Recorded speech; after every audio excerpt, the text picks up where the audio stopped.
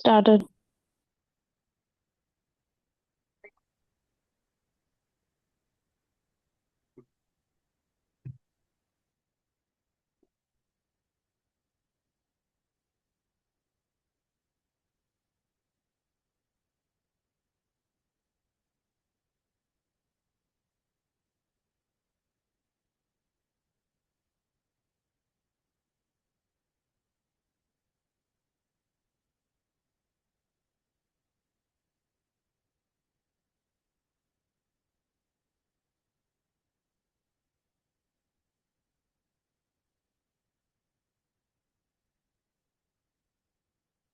Geez, there are people trying to register and join now.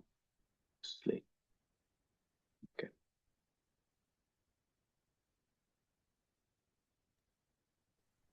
Hey Vikram, good morning. Hi, Delona.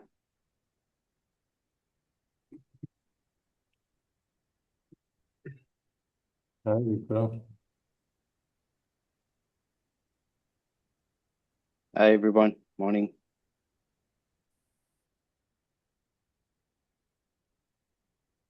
It's 9 a.m. I'm going to give people another 2 minutes. People tend to join slowly, so let's give people another 2 minutes and I'll start.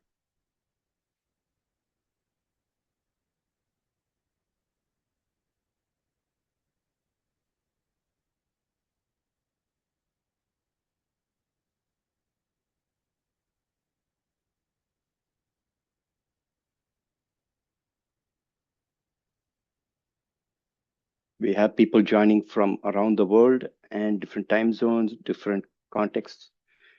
Possibly even some of my employees, if they're awake, they might be joining.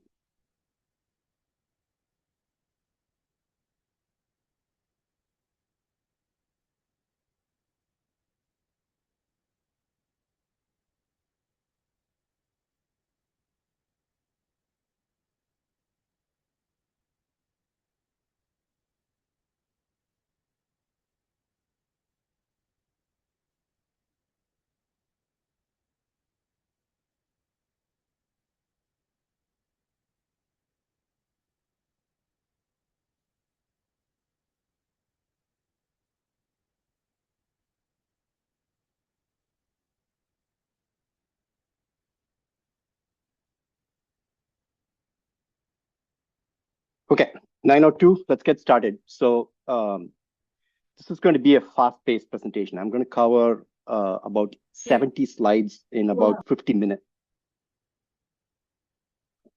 I'm going to cover about 70 slides in about 50 minutes.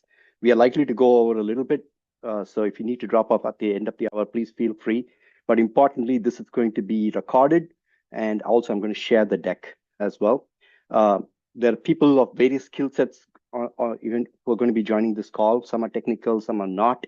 But the presentation is oriented towards everybody. It's meant to be easy to understand, simple. What I'm going to do today is cover a few things here. We're going to walk through why this, why now, but also importantly, as I go through this presentation, what I'm going to do today is not just give you a whole bunch of tips.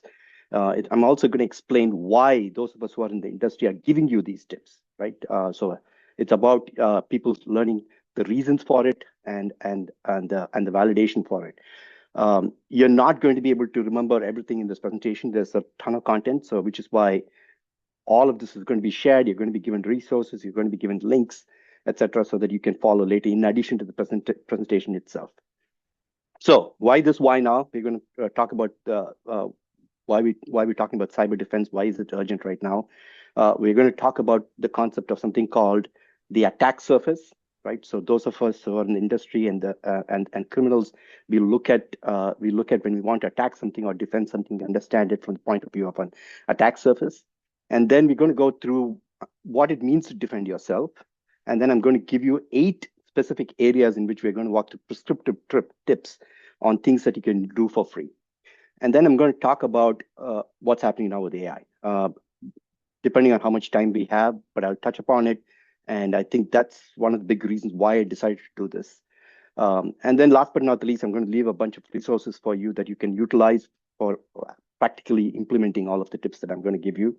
And if you have time, we'll open it up for Q&A. If we don't have time within the hour, I'll still stick around. It's my Zoom, so I can stick around for however long you need to answer all of the questions. So with that, let's get started. So why this, why now, right? So why are we getting attacked? One is, why do homes get attacked? It's lucrative. All of us have resources. All of us have money, right? It's easy. You're mostly undefended. 99.99% of the homes are undefended.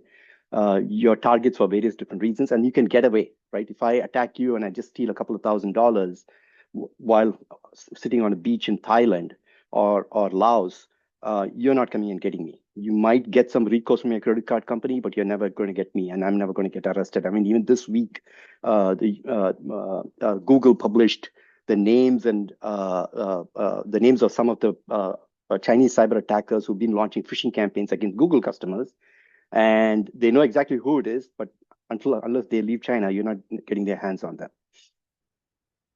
So there's been a world of attack, right? And I'll walk through some, about 3 or 4 of these examples that are relevant to homes. One is we've seen tons of instances of people being watched or your security camera footage being captured and shared on the internet, right? Even last month in South Korea, they arrested a guy who set up a whole website and was selling security camera footage for money.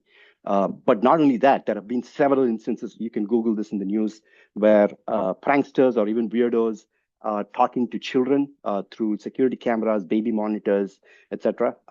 So that's one vector of attack. Another one that made the news and which is notable is an employee of a company, a finance department employee, was invited by his boss to a Zoom call. He got on the call. Everybody on the call looked like his boss, his CFO. Everybody is there. They spoke like him. He was asked to transfer $25 million from the company bank account somewhere else. He transferred it. Turned out the whole thing was fake. It was all deep fakes. Another attack that's happening very rampantly, which is based on ads. So fake Google ads are being run. So this is exactly what the Chinese attackers I just mentioned did. They launched large campaigns around shopping, right? So everybody's shopping right now. So they have these sites that look like some of the major brands, and they are redirecting people to those using ads, and it's being used to either scam people or install malware.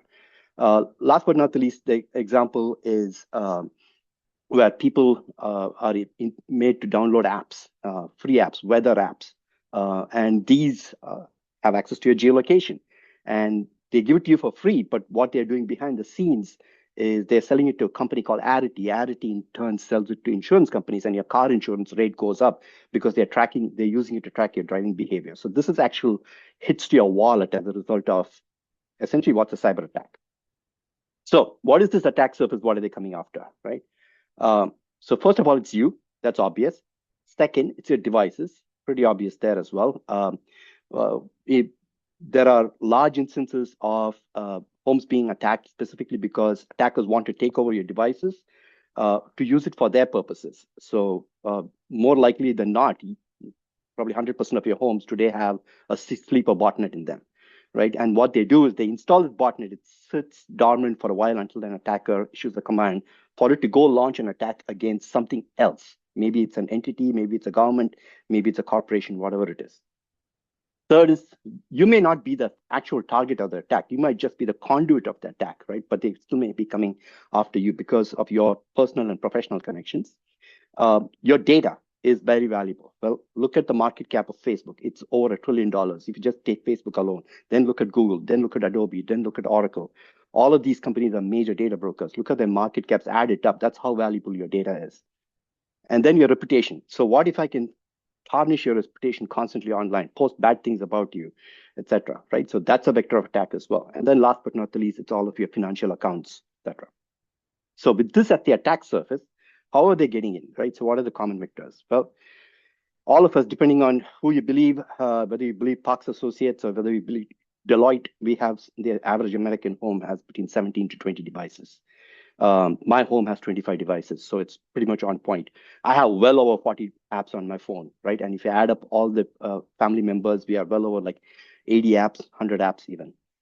So Netgear, the router company, and Bitdefender, their cybersecurity company, just released a study where they identified that every home gets attacked 30 times a day, right? There was Now, these two are vendors, so you have to take it with a pinch of salt. But there was an independent study conducted a couple of years back, or even last year, um, by Which magazine, where they actually set up a sample smart home. They bought a whole bunch of devices, smart curtains, smart light bulbs, smart speakers, smart everything. And they just watched that network and said to see what happened. Between scans and attack, they tracked 12,000 attacks per week. This is more in line with what we are seeing in our company. We see about 2,000 attacks per week, per 2,000 attacks per day per home, including privacy and security attacks. So what are the common vectors? I mean, we all know email. Since the day we've had email, we've been getting phishing emails, right? So that is still a cheap and prominent way in which we're getting attacked. Second is vulnerable routers. Most people don't bother to update their routers with the latest patches, firmware, etc. Right? And in some cases, the router vendors have even stopped support for these routers, and people still continue to use these routers. Or the ISPs that you have, especially in India, the ISPs deliver to you cheap routers, cheap Chinese-made routers that barely don't have any patches and have a ton of vulnerabilities in the first place. And then last but not the least, this is very, very active. Every one of us sees thousands of banner ads, right? When we go to websites, we see banner ads, we open up apps, we see banner ads in the bottom, etc. And we open up social media, we see banner ads. We are exposed to over 2,000 of these every month. 1 in 79 is malicious. You click, it's malware. So who's attacking us, right? So there's organized crime, there's scammers, pranksters that we know of, right? But also there's activist groups that will do it. So one activist group shut down a whole ISP just because they wanted to send a message. But also there are criminals behind this. So there's stalkers. If you're intimate partner violence, there's a whole class of malware called stalkerware. And people track their partners, exes, etc., using this malware and cause them distress. It's also a huge industry. Phishing and scamming is actually a huge industry for human traffickers. And then last but not least, it's the corporations, right? So they are hand in glove with this because they are facilitating a lot of this, and I'm going to explain exactly how. So what is it that these corporations are facilitating, right? One is they are collecting troves of data. So if you're in the US, your social security number, all that is already hacked. So don't worry about protecting that, right? It's already in the dark web. We can all find it. So your credit card numbers, your social security numbers, these all we know commonly that are getting hacked. But more valuable than that is actually the things we do. It's our personal behavioral information, right? Your hobbies, your religion, your news interests, the apps you use, what sports you play, all of that are extremely valuable. The reason is they actually want to market products to us based on that. They want to send you a coupon or send you new products, etc. But these same companies will sell that data to anybody who pays or anybody who asks, right? And they use a chain of third parties to collect it in the first place. So those third parties could be selling it as well. So net is that if those companies or anybody else gets breached, our information is out there. So this is something we cannot control how they get breached, but we can control how much information we expose to them. So how rampant is this really, right? So a ton of studies have been done. The research papers are all in here. The studies are all in here in the sources. The average app collects about 24 pieces of information about you. From our own user base, we see that about 200 companies track you in your home every single day, right? On average, assuming you have about 20 devices, etc. This stat is actually a stat that caused me to found my company. 99 point, there is no such thing as anonymity. You could hide all of your user IDs, etc., but you will be tracked with just 15 demographic attributes. For every single one of us, all of these big companies, they're part of an industry consortium called the IAB. You can go look up their website. You can go look up the actual spreadsheet in which they transact data about us. That spreadsheet tracks over 1,500 demographic attributes for each one of us every single day.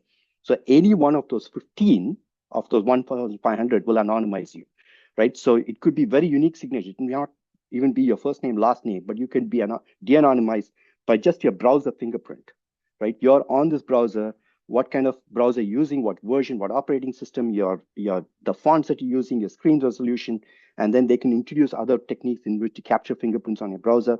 That is a unique signature. Your phone has something called an ad ID. Every phone has it. That is the unique signature. Sure, it doesn't expose your name, but you can be de-anonymized using all of the aggregated data. 77% of the sites we use track us. And out of the top 1 million most popular sites in the world, 91% have embedded trackers in them, right? But it's not just the companies who are at fault. We are at fault too, right?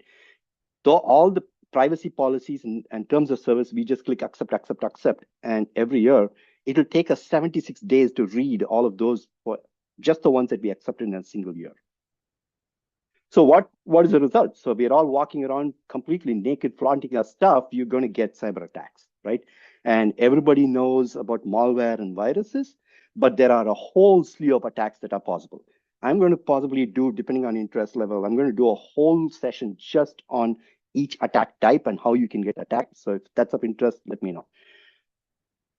So not just for crime, but for cybercrime and crime, you need three things, right? You need motive, you need skills, and you need resources. So motive, unless you've actually antagonized somebody, you don't control the motive. But you can influence the skill and resources. And today is all about how you can do that. So let's talk about how to think about cyber defense. For that, you need to have, before you start thinking about cyber defense, you need to come to 4 realizations. And this is super critical. First, and this is seen from Good, Bad, and Ugly, where Clint Eastwood character tells the Elevale character, there are 2 kinds of people in this world, those with guns and those who dig. So this is a take on that. There's people in this world, those who are being hacked and those who don't know they've been hacked, right? So you need to operate under the assumption that you have been hacked. Almost 95% probability there's a sleeper botnet in your home at the minimum. And all of you are being hacked every time you're getting a coupon in your email as well, right? So you need to operate under the assumption that you're already hacked and there's a whole slew of people continuously looking to hack you. Second, you need to understand that there is no such thing as ironclad solid cyber defense. You could spend all the money in the world, you could go buy the best cybersecurity products, but there's no such thing as solid cyber defense. It's a risk reduction game, right? So how are you going to reduce the risk? If there's one takeaway from today's presentation for you, it's that you're going to do one thing and one thing only. You're going to increase the cost of attack. How are you going to do it? You're going to make sure that it takes more skill and more resources for an attacker to attack you, right? So how are you going to do that? You need 3 things for that. One is you need tools. Second, you need some people, which is all of you and your family, and you have some process. Today, what I'm going to cover, I'm not going to cover tools, and I'm happy to do a whole separate session on tools and how to use tools and how to protect yourself, etc. But today is all about hygiene, and hygiene is a combination of people and process. So there's a yin and yang. Realization number 4 is that there's a yin and yang between privacy and security, and I think I've already articulated that point. But let me reiterate why, right? Which is, if you expose to me any of this information here on the left, it makes my job of delivering all these attacks on the right so much more easier. So don't poke the bear. Don't reveal this, right? I personally don't have criminal intent, but I know a whole ton of people who do. So let's jump into the themes of cyber. Here are some 8 areas that you need to focus on in order to protect yourself. One is, well, obviously email safety, password safety, social media safety. This gets me a lot.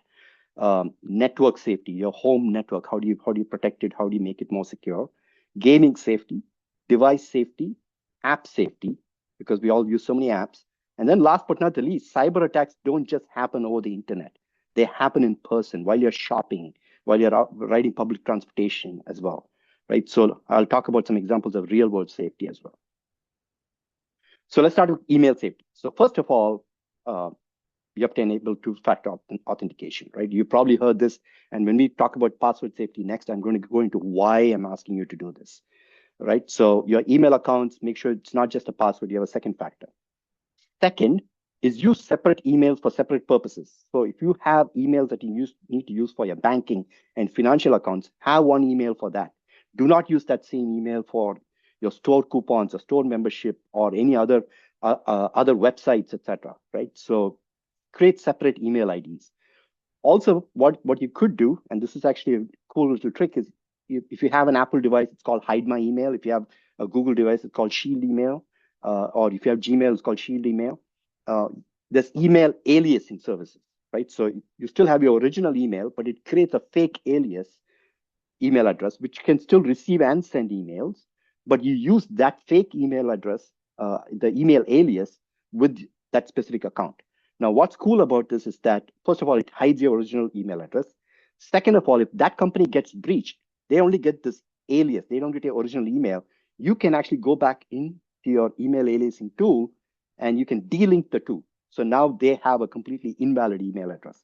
Third, if they start selling your data, you know exactly which company sold your data, right? Today you have one email address and you're getting all of these, all of the spam. You don't know who revealed what, but now you can actually expose who exactly did that to you. Third, have some hygiene around your passwords, and I'm going to talk about that in the next slide as well. But daylight savings, you're going to change the batteries on your smoke alarms. Go change your passwords, at least on your critical accounts, right? Simple hygiene. And then report and recognize phishing emails, and I'm going to walk through exactly how to do that in the next slide. Emails are not just text. Emails have images. Emails may have embedded content. Emails may have videos, etc. Depending on your email client, and try to find an email client. Most of these are free anyway. Find an email client that only allows the initial rendering to be all plain text, right? So block all remote content by default, right? What the reason for that is, when that remote content gets downloaded, it could come with malware. It could come with additional things that could be running in the background. But also, when that remote content is downloaded, it tells the sender that not only was that email delivered, that it also tells them that you've now interacted and opened that email, right? So it's one step more in the validation process, right? So don't validate your email addresses. So there's three things. There's the email deliver, there's the email open, and then there's actual email interaction, right? So you open the email, you're seeing the content, you're probably even clicking links. Email addresses that pass all three checks are pure gold to attackers, right? Because they know that it's not just a valid email address, but they also know that the person behind it is likely to interact with it and click on things. So you become more of a target, right? So the less you validate the steps in that email, the more you've raised the cost of attack. So here are some easy ways to find phishing emails, right? So the top picture here, it's an obvious spot, right? You look at that name, it has all these special characters in it. It's easy to identify that it's a phishing email. So do not click on it, do not open it. The second one, you look at it, it says AARP driver safety. I'm 50 plus years old now, so I signed up for my AARP membership and I started getting AARP emails, but I also started getting AARP phishing emails, right? So I thought this was a regular email, but depending on the email client, what you need to do is hover your mouse on top of that email address, or sometimes right next to the email address or the sender name, there'll be a small little arrow. You click on that arrow and it will reveal the actual sender's email address. So in this case, you can see in white that was something, something, something, but it's coming from, if it's from ARP, it should be ending at arp.com or arp.org, but it's coming from iCloud.com. So the sender doesn't validate to the name. So right there, you know that this is a high suspicion email. So you need to get rid of it. So how do you get rid of it, right? So depending on the email client, you need to do two things. One is that you should be able to just swipe on the email, right, and hit delete. But also, if you see that it's a phishing email, right? So if you get, and this is true not just for email, it's also true for text messages, right? So if you get a text from somebody that you don't understand, you swipe, you see the delete button, the little trash icon, you click on it, and then gives you two options: delete and report spam. Make sure you click delete and report spam. And you should do this without actually clicking on the text or the email, because when you click on it, it sends a read receipt to the vendor. So remember the steps that validate your email or your phone number. So you remove one of those steps. They know it's delivered, but they do not know there's an active human being behind it. And you've reported it as spam, right? So when large volumes of us do it, or a sufficient volume of us do it and start reporting these email addresses and phone numbers, that's when the companies behind, like Apple, et cetera, or Google, can start to say, okay, I'm getting multiple reports. Now we'll start to push this out and start to block it, or we'll push it into our threat feeds, and all the cyber defenses can automatically block it as well. Next is password safety, right? We all have horrendous password habits, right? Most of us rely on memory, and then we reuse passwords, etc. The net is that it's a disaster scene out there, right? And why is that a problem, right? In this day and age, it's actually super simple to crack a password, right? There are tools, free and open source, like Cain and Abel, or John the Ripper, or Hydra, right? You all can Google this and try to even download it and run these. if you know how to do it, where to go access it without getting yourself infected with malware. Um, you can run this off a laptop and crack passwords. So if you look at this table, for 6 characters, irrespective of how complex your password is, your password can be cracked like instantly, even with a laptop. But scan this table a little bit and look around the 11-character mark.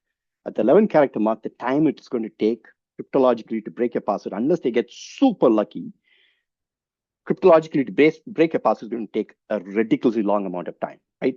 So my recommendation is all of your passwords need to be a minimum of 11 characters, and they need to be a combination numbers, uppercase, lowercase, characters, special characters, etc. And make sure there are no English language words or things like your birth date, birth year, all embedded in them, right? Because the password cracking programs actually look for all of these. So password hygiene, point of reiteration, strong passwords. Second factor authentication.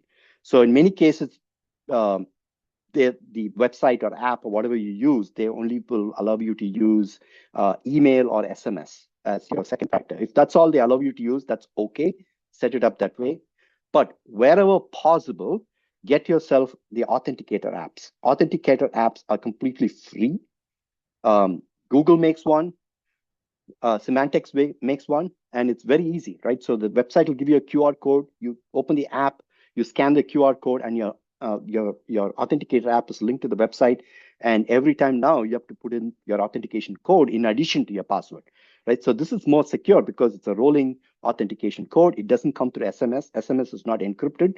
SMS can also be taken over when your phone number can be taken over in a SIM swap attack. SIM swap attacks are super common, especially in India, because I don't believe your carriers allow you to lock your SIM. Here in the US, you can actually call your carrier and ask them to lock your SIM, but I don't think that's even possible in India.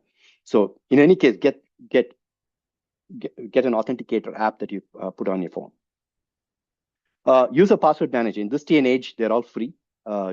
Your browsers come with password managers. Google, Chrome, Safari all come with password managers embedded in the browser.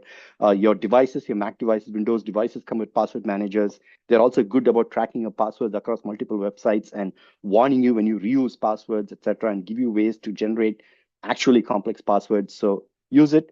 If you can spend money and you want to use a third-party one, there's a couple of good companies, LastPass and OnePass.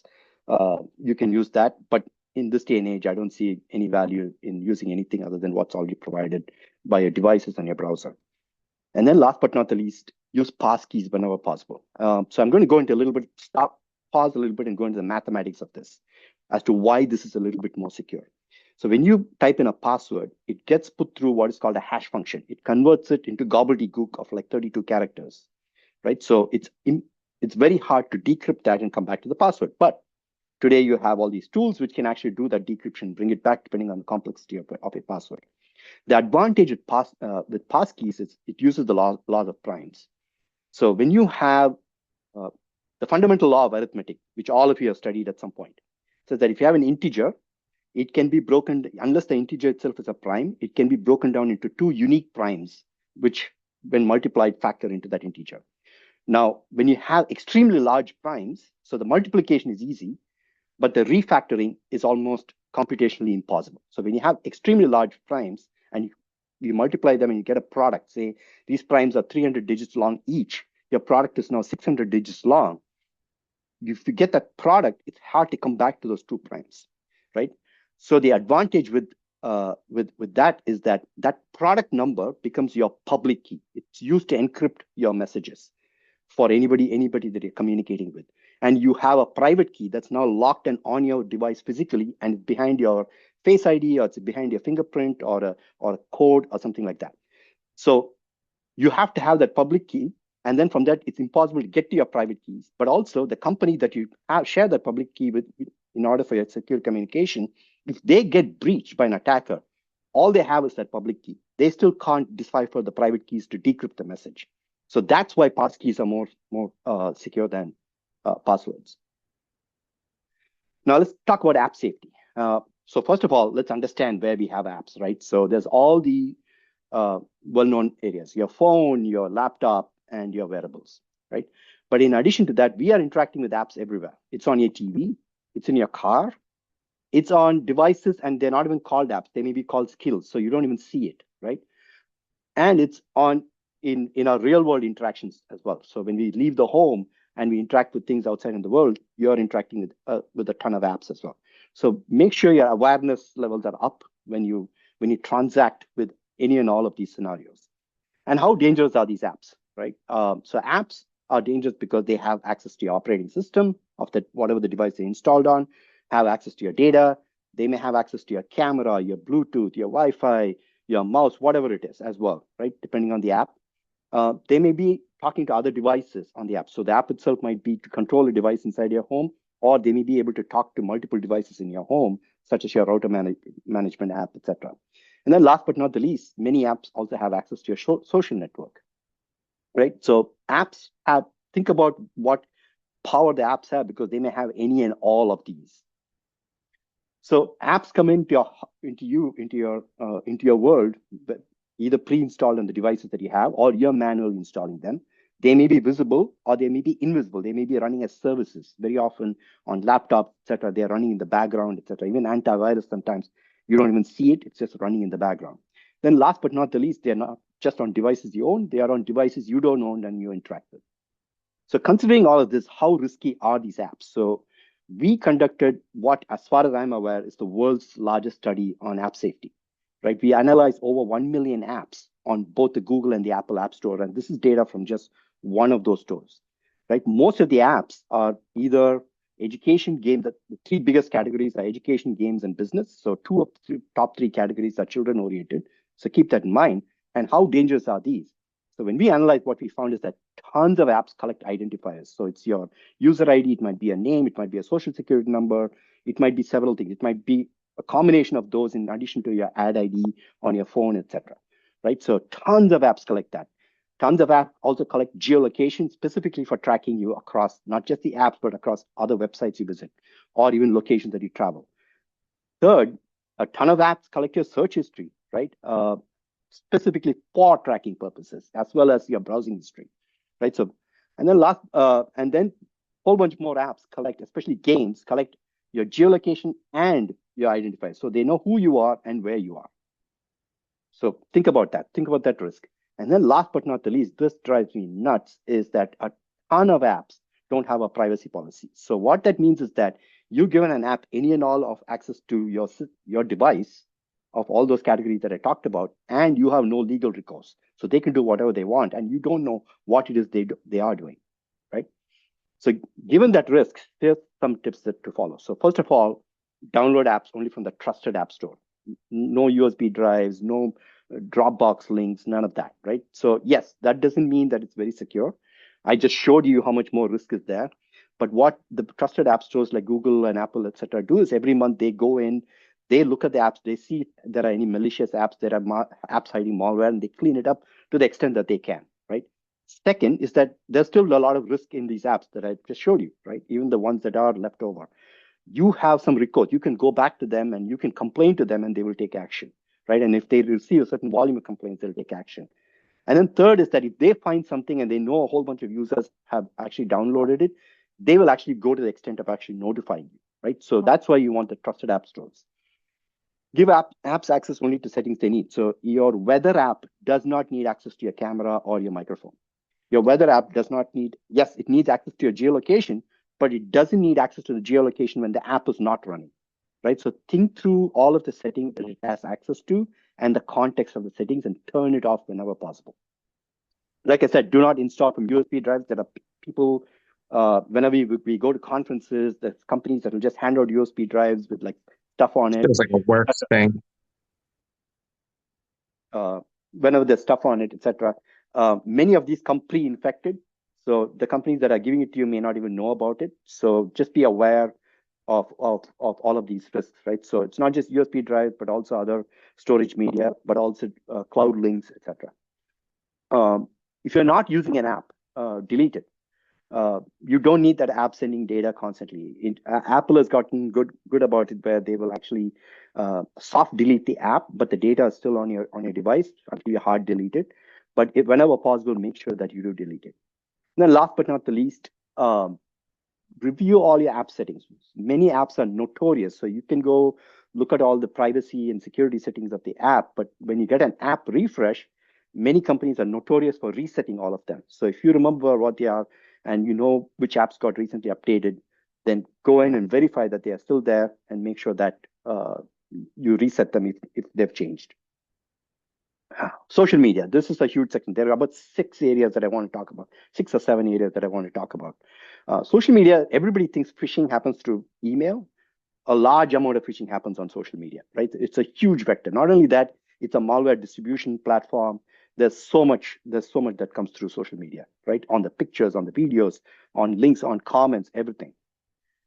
So first of all, secure your account, right? So we talked about password safety, make sure that's basic. But in addition to securing your account with many of these platforms allow you to secure it with a second factor. So with an authentication app.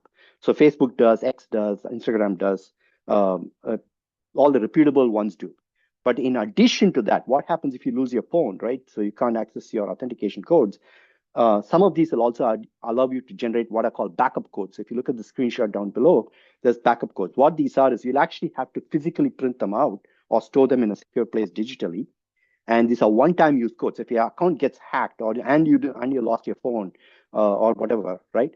You can put these one-time codes in and recover your account. Profile protection. Your profile should not be public. Absolutely not. So whatever platform you are on, make sure you lock it down and don't even share a picture of yourself if possible. Like in some platforms, you have to, like LinkedIn, because it's a professional connection one, but wherever possible. If you look at my Facebook profile and you look at my Instagram profile, even my WhatsApp picture, it's all fake pictures or it's just pictures of flowers, etc.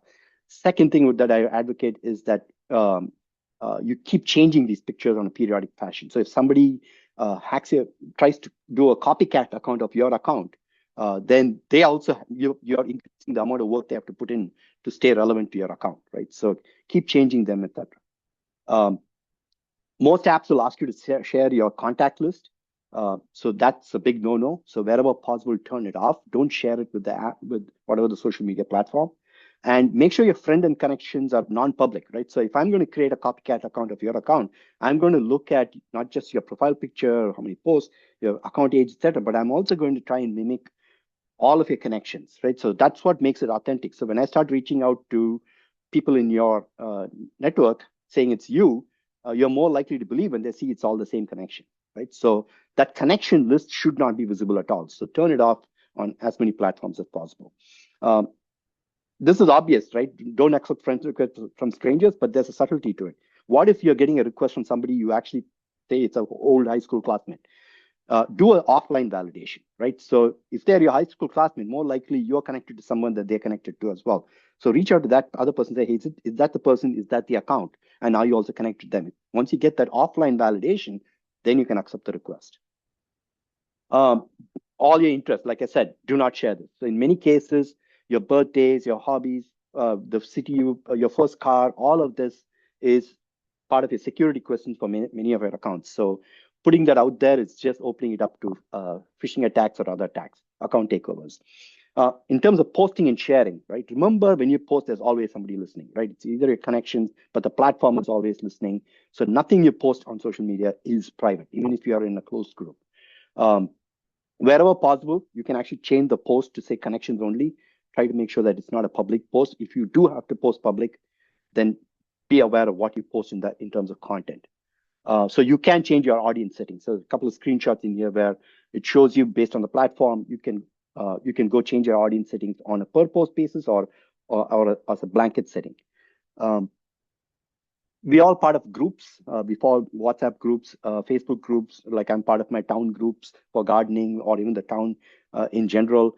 Wherever possible, post anonymously, because if you start to post things there and on a certain topic, if the group is not closed and membership only, then it's available to external audiences. And now that's another reason, but that's another vector by which they can launch personalized phishing attacks, right? You can also turn off sharing with search engines, and I believe I have a screenshot of that in here on the left. So some of the social media platforms will allow you to share off sharing with search engines. And then last but not the least, know what you're sharing. So if you're sharing a link, make sure the link itself is not malicious. Make sure the link doesn't lead you to something else that's malicious, right? Or if you have another social media post that has a link, the malicious links may be in the description of the post. They could be in the comments of the post. So when you share it out, make sure you validate all of this and you're not a conduit for a cyber attack. And then last but not the least, uh, don't hit like on random accounts, right? And I'll walk through why. Last but not the least, you can restrict training, Gen AI training. These are all trillion-dollar companies. They don't need your data to train the Gen AI. They can hire a focus group. They can create synthetic data. You don't need to help them, right? So in LinkedIn, you can actually go in. It's actually hidden inside the data privacy settings, and you can turn it off. So for each platform that you have membership on, go find that setting and turn it off if it allows you to turn it off. If it doesn't allow you to turn it off, reflect on whether you want to continue on that platform.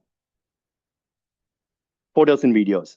These are huge. Photos and videos have a ton of content, right? It's not just not what's in the photograph. Photographs and videos can be embedded with malicious stuff, right? And they can be made to do certain things. You could have a video that has somebody talking, right? Or there's music or whatever it is that's audible to the human ear, but you could have a second track that's inaudible to the human ear that's issuing commands to say your voice activated devices, right? So it could be used as an ingestion point for putting in malware, etc. Photographs also have content like your geolocation, etc. Automatically, when you take photos with your phone, your geolocation, etc., gets embedded in the photograph, just like you used to have date and time back in the old days with photographs, right? So it's called exif data.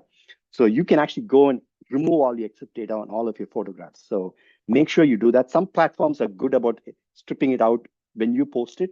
I believe Facebook and Instagram actually do that, but not all platforms can be trusted to do that. So take control of that. Make sure you delete it.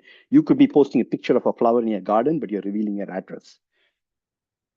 Um, yeah, and this is a new one, right? Deepfakes, they're everywhere. So make sure what you're sharing is not a deepfake. There are some tools to detect these. But if it is something AI generated and you do want to share, make sure that people know that it's AI generated. Uh, Public groups, right? Make sure you're only joining closed groups. If it's open groups and then it's moderated, etc., so that there is some level of control. That doesn't mean it's completely secure, but there is some level of control and there's some level of oversight on the groups. If group posts, if it's especially open, it may be search engine visible. So what you post there could just be Googled, and everybody can see what you've been talking about on the internet. Join with anonymized emails or phone numbers. So I talked to you about email aliasing. So if you can join a group or a platform with an anonymized email, do that. You can also get anonymized phone numbers. So Google Voice has been doing it for decades. Whatever your phone number, you can get a phone number alias, and it can ring on all of your phones or just one of your phones. You can set it up, and it's completely free. And do not understand whether your profile gets exposed, right? So if you join a WhatsApp group, everybody can see your phone number. With your phone number, I can go to Rocket Reach, I can go to Matigo, I can go to whole number of tools. I can find out exactly who you are, where you live. I can find out what devices you have, what apps you use. I can get all of that information. Last but not the least, resist the nudge. This is huge. In social media, you're constantly getting nudged by the platform, by other entities on the platform, right? You get these random things, right? World of Cricket trolls, this picture, and you have to hit like on it. When you hit like on it, they get your information. You get all these little quizzes, or like, hey, what's your astronomical sign? What is the color of your first car? Like, remember, these are all security questions somewhere, but also these are ways in which they can collect information from you. And in many cases, these accounts are set by the same threat actors, right? They have multiple of these accounts and they're aggregating information from all these sources. So stop interacting with these. Social media games, these are a huge vector for not just malware, but also they're collecting a whole ton of information. So you're getting constantly nudged on social media. So resist the nudge. Gaming safety. So gaming safety, you have games in multiple places, right? You have gaming apps that you install on your phones, etc. There are browser-based games. You have actual gaming consoles, but you're also playing games on social media. Very often, especially if you have kids and grandchildren, be aware that they're playing games and they are playing these games where they have all these levels. So they're constantly being prodded about these cheat codes or these they call them mods or modifications, etc. And these games have two things, right? They have the game, and sometimes the games have an in-game chat. But these kids don't just play it that way. They also have Discord or Twitch open on a side, and those have their own chats as well. And in many cases, all of these are happening real time and live. So malware threat actors, they know these kids are in this high stress situation, especially in these role playing games where it's like extreme high reaction times, etc. So they target them and put in links, and they'll be like, hey, there's this level for you to jump this level in the game. Here's a link. It'll give you a mod, right? And in the heat of the moment, they can click it. So be aware of where you're downloading anything from. Um, Same thing with IP addresses. So a lot of games are peer-to-peer, especially for games that lead low latency time. And these games are still out there and they're extremely competitive. And when you reveal an IP address, now you're revealing a lot. Right now, I can start scanning your network from external sources. I can start probing your defenses if you have any at all, or I can try to get in on into your home straight away. Devices. We're going to talk about two types of devices: devices you own and devices you do not own, right? And there's a life cycle to devices, and I want every single one of you to think about your device interaction, right? So there's when you think of a device, first you're researching it, then you're actually buying it, you're installing it, then you're configuring it, you're doing all the settings, etc. Then you're actually using it on a day-to-day basis, and then eventually you decide that you're going to retire it and you dispose it, right? So you may retire it, but it may still be in your home, or you may eventually dispose it. There are privacy and security considerations for every single one of these steps, and you need to be aware of where every device is in this life cycle. So in terms of devices you own, obviously reputable brands, right? But why? If you buy a reputable brand, when there is a vulnerability in that device, it will actually get reported. There's actually a massive database called the CVE database, Common Vulnerabilities and Exploits, right? So all cybersecurity companies use it, they contribute to it, but they also cyber defenders use that data to like set up defenses based on vulnerabilities in devices, etc. Right? The reputable vendors will actually they'll acknowledge it when these are found, and they'll also put in saying, oh yeah, it's on an outdated device. We're not going to patch it. We don't even sell the device anymore and manufacture it. Or if it's a current device, they'll say, yes, we are treating it as a severe, critical, whatever level vulnerability, and we're going to patch it. Right? So you have this uh, loop of like for them validating that it's there and they're going to work on it, right? So it's important to use the reputable brands. Do your homework. It's not just about what this device is. Also find out if the vendor got breached. How many times did they get breached? What did they do when they got breached? Did they acknowledge it? Did they issue a patch? Did they issue remuneration in some fashion? Do your homework on those fronts as well. Obviously, give devices access to only settings they need, right? And don't install any external apps onto your device. Many of these devices come with enough apps already. You probably shouldn't need external sources, etc. Delete all apps that you're not using on these devices and avoid password reuse. So all of these are pretty obvious. Set up automatic updates, right, on all of your devices. Patches, vulnerabilities, especially the reputable ones, will actually have a regular cycle in which they won't just send updates, but they also send you security patches, etc. And this one is one of my biggest pet peeves. Change your manufacturing passwords. When you get the device, it has a default password. There are easily available databases for every device type saying, here's the device, here's the manufacturer password. The first thing an attacker will try on your network is the manufacturer's password, right? So you could go spend all the money in the world and get the best firewall, best defenses for your home. And if you still have a default password on a device, it's absolutely pointless. All devices have security, or reputable devices have security and privacy settings. So make sure you review them, turn off anything that you don't need, make sure you understand all of them, understand the implications of them.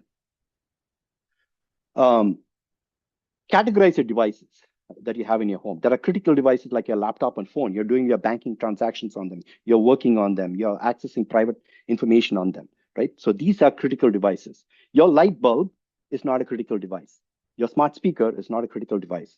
So make sure you segment it on your network. So most reputable router brands will come with default segments. You can set up a guest network even, right? So make sure the critical and non-critical devices are not on the same segments. Restrict what they can talk to. So an Alexa will want to talk to everything on a device. You put an Alexa on your network, it will scan your network thousands of times a day, even if it doesn't actually connect to anything, right? So restrict what they can talk to. And this is another pet peeve. When we get rid of devices, especially these connected devices, make sure you do full factory reset. This could be a glucose monitor. This could be whatever else, right? It could be a wearable. It could be, it has access to your, it knows your Wi-Fi SSID. It may even have access to your geolocation. It may have access to a ton of your health data, whatever your private data, and it knows the password to your Wi-Fi, right? So make sure that when you're disposing it, you do a full factory reset, wipe all the data, or if it's dead, pull the pull the storage part of it out and then dispose it. And then last but not the least, use the device diligence checklist. What is the device diligence checklist? It's a checklist that I've created. I'm going to share it with you, right? So that bookmark it. It's a link. Bookmark it on your phone. Whenever you interact with the device, you've forgotten these tips. And there's a whole bunch more tips in there as well. Pull it up, verify what you need to check, and use it. And then let's talk about devices you don't own, right? We are interacting with devices everywhere, rental cars, arcade machine, hotel computers, ATMs. So you walk to an ATM, before you put your card, always jiggle the card reader. If it's wobbly, shaky in any fashion, walk away from that ATM. Card skimming is very common, and I would never actually even use an ATM that is in a public location, right? So meaning that if you go to a bank, you have to swipe your card in and then enter the actual module within which the ATM sits. That's a lot more secure than ones that are straight on the road. Don't use ATMs in a gas station or in a casino, etc. Right? These are all rampant for card skimmers. Self-checkout machines, you have and guest devices. This is another one. We all have people coming to our homes. They all have devices. They try to connect to our network. There's no reason they should be. You don't know what they are bringing along with their phones or their laptops, right? You have no control on that. So give them a guest network. Keep them segmented. Don't allow them access. Another one is hotel computers. Very often people go in, you have to print your boarding pass, whatever it is, but you're logging into your airline account, right? So as much as possible, don't use those hotel computers. Many of these are infected in the first place. But if you absolutely have to, fine, use it, but make sure you clear the browser. You go into the browser, clear all cookies, clear all settings, then completely reboot that computer before you leave. Does it completely de-risk you? No, but it at least reduces your risk. Rental cars, right? You're connecting with CarPlay. Try to connect with Bluetooth as much as possible rather than with USB, because you could get a malware installation from that. Probability is low, but why risk it when you have another way to connect? Second, when you connect, it also will ask you to connect to transfer your contacts, right? Because you can start to make voice-activated calls and handle phone calls while you're driving, etc. So if you do that, when you return the rental car, you need to clean that up, right? So when you go park your car to top up the gas before you return it to the rental car agency, make sure you sit down and you deactivate all of that and remove all of that data, as well as remove the Bluetooth connection inside the phone, inside the console. Network safety, right? This is your home network. So when you think of your home network, it's not just what connects to your Wi-Fi, but also what else connects to that. So I am wearing a Fitbit that connects through Bluetooth to my phone, which in turn is connected to my Wi-Fi. This is part of my network. You might have a glucose monitor or a pacemaker that's connected to a phone with an app. That's still part of your network. So be aware what is the exact perimeter of your network and itemize it. First of all, change the default password. Like I said, for every device, there's the manufacturer's password and there's a database of it. For all known major router brands, there's a default password. I have it published on my website, right? So it's available. That's the first thing an attacker is going to try. So make sure you change it and make it complex. Second, we've talked about make it segmented network, create guest networks. Some of the reputable router brands will come with multiple segments pre-set up. Make sure the devices go to different segments of it. Rename the SSID, right? So don't leave it as Netgear 5G or don't leave it as TP-Link, right? I'll explain exactly why I'm telling you that. So if you live in a major city or town anywhere in the world, whether it's India, Australia, US, war drivers have driven past all your streets, right? And Google has as well, right? For Google Maps. Part of that, what they do is they also map the Wi-Fi networks. So you can literally go to the website wiggle.net, wigle.net. You can zoom in on your home and your SSID is in there. So if your SSID is TP-Link or Netgear, not only have you told me where you live, etc. You also told me exactly what router you have. Now I can go look up in the CV database what vulnerabilities you have, and I can send you some kind of an email because now that I know where you live, I can determine your email from Multigo or Rocket Reach, and I can get you to open the email or render the email, capture IP address. Now I'm suddenly scanning you, and 2 minutes later I'm inside your home, right? So make it a little bit harder for the attacker. This is hard to do, but it's free to do, right? It needs technical skill.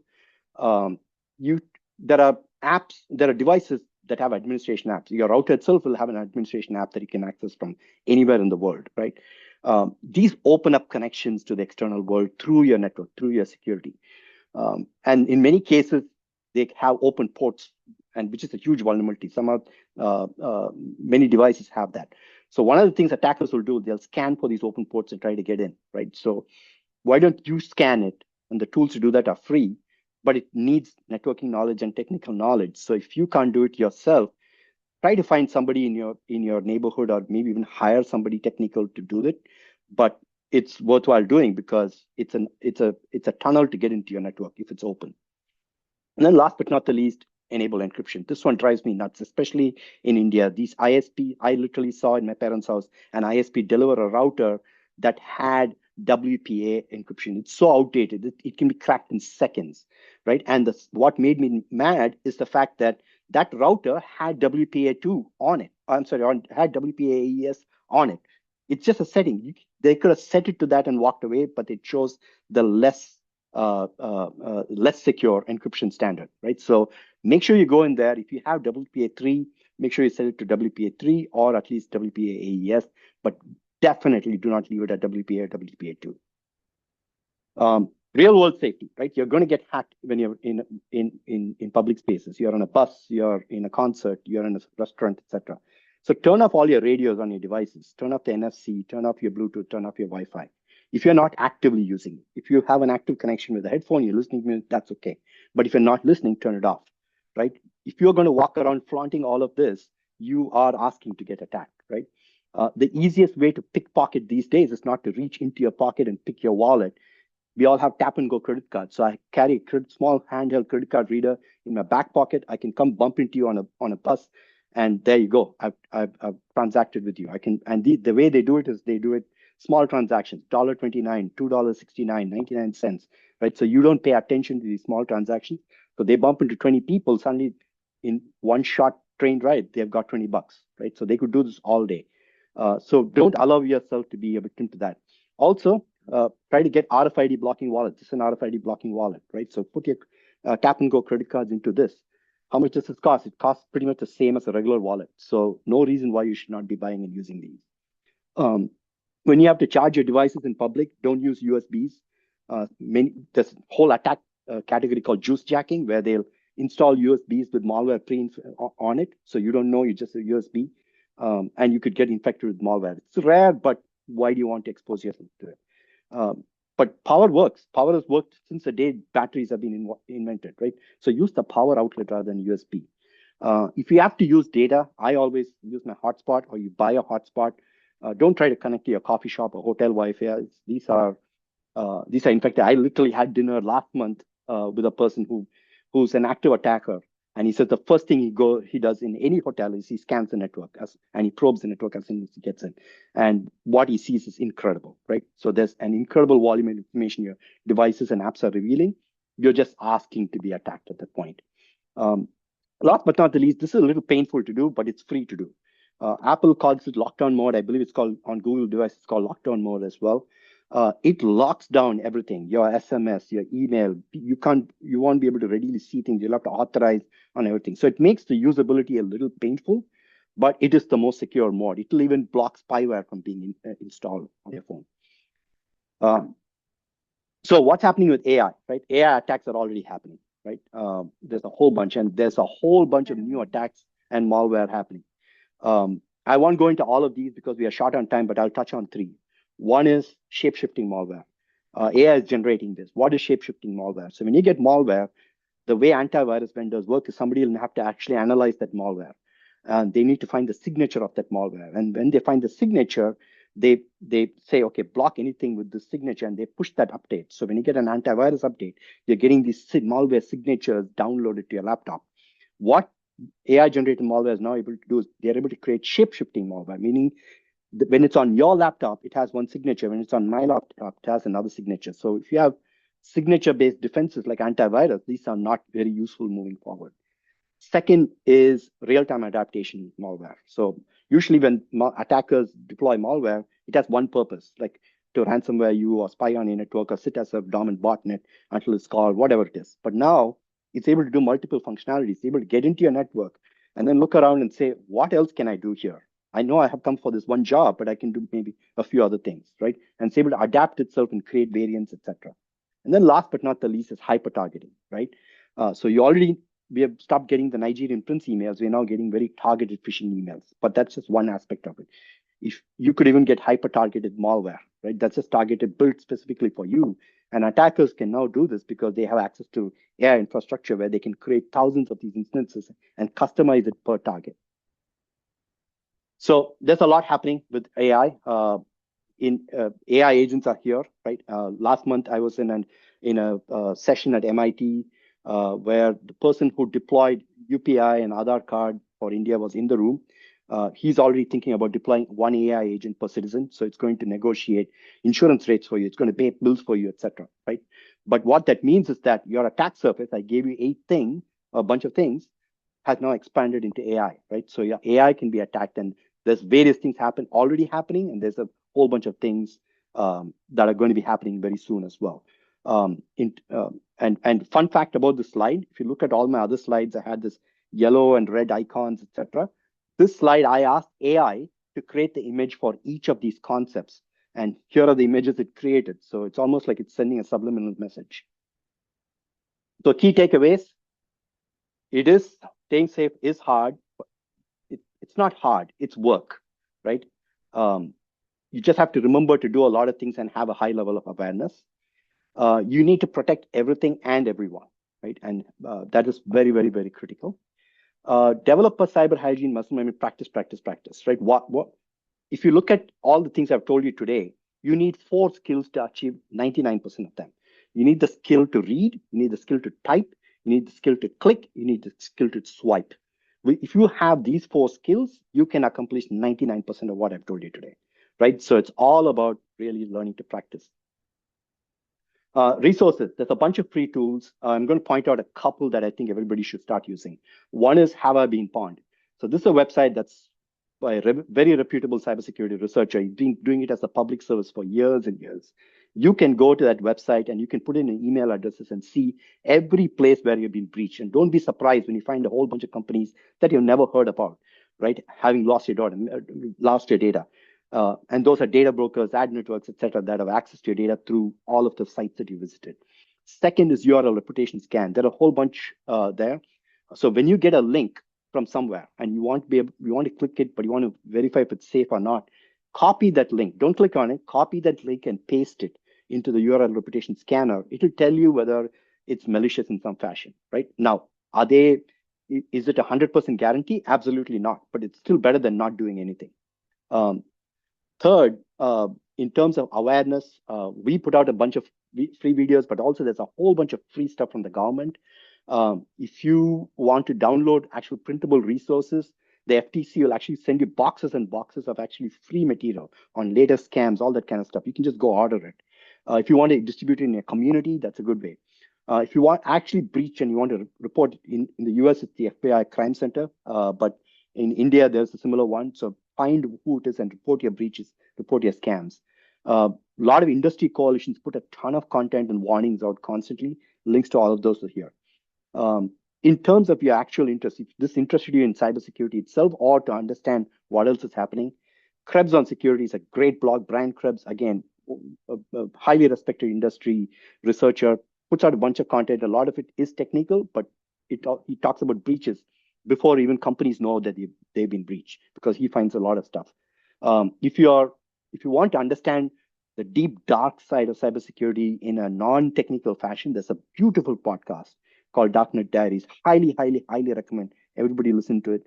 The stories in this can be very scary, but it's worthwhile. The way he explains it is fantastic. And then last but not the least is the link to the device diligence checklist. So what do I ask of you? Why did I present all this today? Because the number of attacks growing, the threats are growing. We are actually seeing it ourselves. But also, I would like everybody to get involved, right? So you listen to this presentation, go train 10 other people, right? If you don't feel confident training your 10 other people, I'll come and do it one more time. Ask me, I'll come and do it. But also set up communities, right? So maybe it's part of your church group, maybe it's part of your Rotary club, maybe it's part of your golf group or sports group, whatever it is. In your communities, make sure you become a advocate for cyber safety, right? And find other people. You have neighborhood watch today in the US, right, where you're physically protecting neighborhoods as residents. Set up a neighborhood cyber watch. Get some community activation. Um, right, yours doesn't have a privacy law, a national privacy law. So we need a national privacy law. So write to your senators, write to your house reps, call their offices, because that's critical to your cybersecurity infrastructure.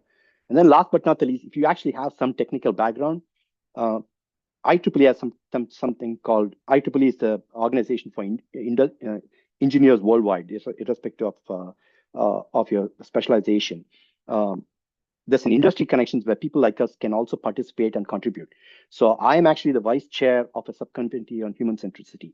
We are working on what are going to be privacy standards. We are not doing this for money. It's volunteers from around the world, experts from around the world, right? And we are putting together standards on privacy, et cetera, that we hope that will be adopted by industry and governments, et cetera. We're just contributing our knowledge and time for this. Any one of you who has technical background and interest in it can participate. And there are multiple such groups. So please feel free to reach out to me or participate in other committees like this to contribute.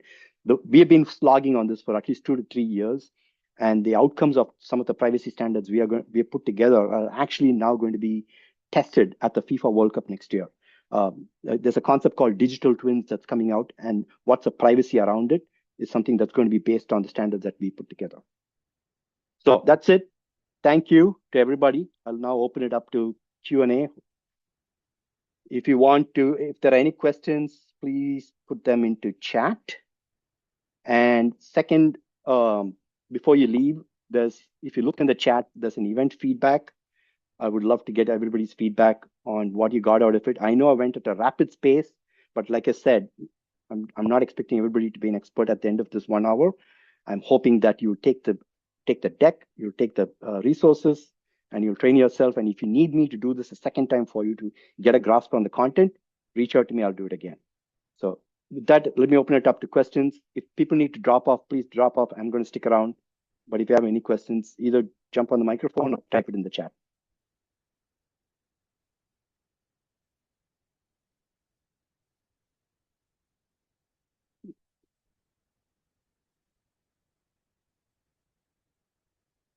Questions going once?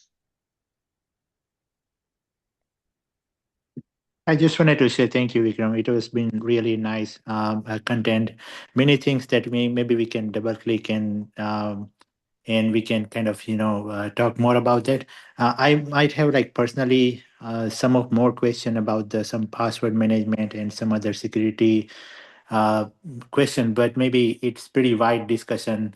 Maybe I'll reach out to you personally and we'll talk more about that. Thank you so much. Not a problem. Happy to help. A couple of questions in the chat. What are ways you can detect that you've been compromised? On laptops and phones, I mean, the most detectable way is that you start to see random services appear in your task manager, etc., or your laptop starts to slow down, or you hear your laptop fan running excessively, or when you hear your laptop running when you are not using it. Those are all some indicators. It doesn't mean you're being breached, but it's worthwhile an investigation. But if you're getting breached on your light bulb, on your camera, etc., unless it goes off, there is really no way for you to find out. The one and true way to find out exactly whether you're being breached, any device in your home has been breached, is to actually put what's called a network tap on your device, on your home. These are super cheap. You can buy them on Amazon, and then you can connect that.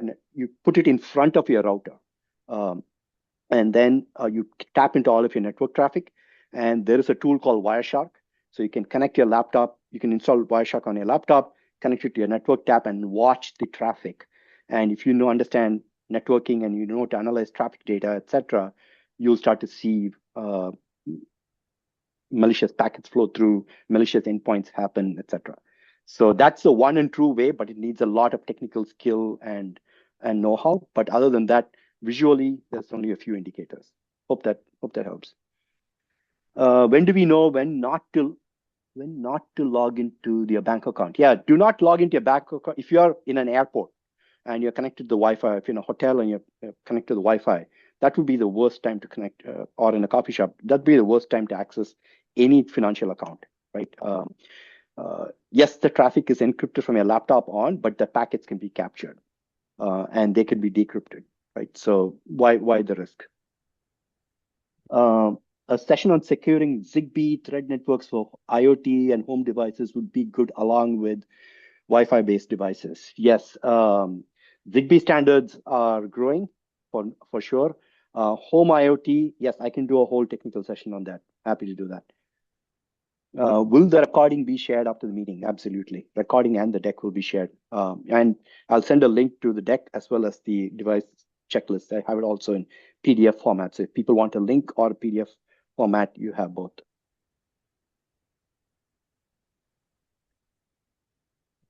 If we use a VPN from a hotel to connect to your bank account, yes, my favorite question ever. I hate VPNs. First of all, there are tons of VPN companies out there. 99% of them are downright criminals. In fact, many of them are owned by criminal gangs and malware vendors. There's a massive percentage of them. You think you're buying it from various different companies, but you're not. Many of them are owned, the brands are owned by the same company. Some of the most reputable brands are actually owned by Ziff Davis. Ziff Davis is a marketing company. They actually capture and sell people's data, and they put out a whole bunch of VPNs out there. As far as I am aware, there is really only two VPNs that are semi-trustworthy. Semi-trustworthy NordVPN, and then a little bit more trustworthy because they keep all their data in Switzerland, and Swiss privacy laws come into play.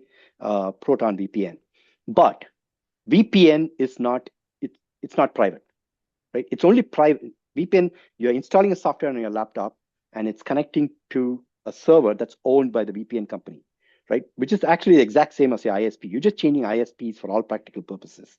So it's not private. It can hide your traffic from the hotel network. Yes. So in that context, it's okay, but it's only okay if the VPN provider is trusted, right? The only valid use case I see for VPN is for you to be able to watch Netflix from another zone. It's really not a privacy tool or a security tool. Their security protection is very weak. If you do want to hide it from certain networks, yes, that's a tangential use case and can be used for that. Hope that answers the question.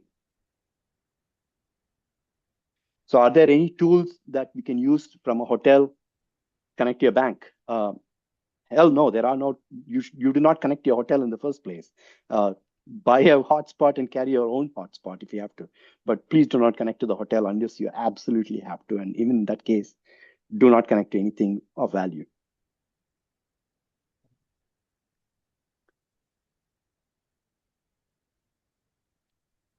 Any other questions?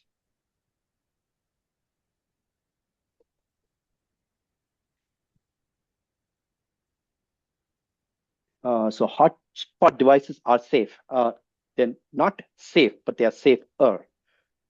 So your telecom provider can still be hacked, and actually pretty much all US telecom providers have already been hacked. There's so much news about Salt Typhoon and Volt Typhoon attack groups that breach all the telephone networks. So yes, you have that risk, but it is safer than a hotel network. Most hotels don't have any protections in place. They just offer a basic Wi-Fi, and you're on a shared network with multiple other people, and very likely some of those people are like the people I hang out with, who are scanning actively and trying to see who else is on it and will actively get into your device.